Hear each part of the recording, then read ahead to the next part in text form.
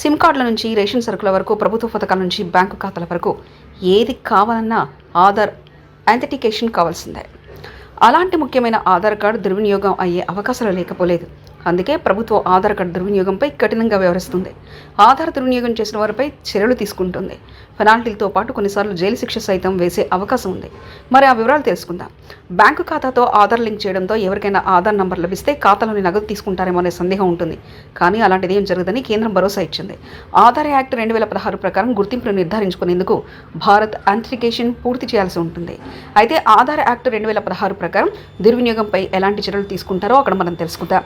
3 ఏళ్ల జైలు శిక్ష, ఆధార్ ఎన్రోల్మెంట్ సమయంలో తప్పుడు బయోమెట్రిక్, డెమోగ్రాఫిక్ సమాచారం అందించడం నేరం.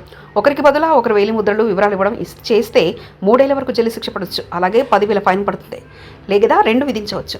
ఆధార్ కార్డుదారుని వివరాలు మార్చి అతని గుర్తింపును స్వాధీనం చేసుకునేందుకు, ఆధార్ అప్డేట్ చేసేందుకు ప్రయత్నించడం శిక్షార్హం. అలా చేస్తే 3 ఏళ్ల జైలు, 10,000 ఫైన్ పడవచ్చు. ఒకసారి 2 పడతాయి.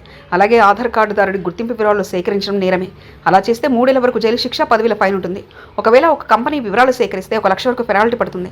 ఆధార్ నమోదు సమయంలో సేకరించిన వివరాలను ప్రైవేట్ వ్యక్తులకు ఉద్దేశపూర్వకంగా అందించడం నేరం.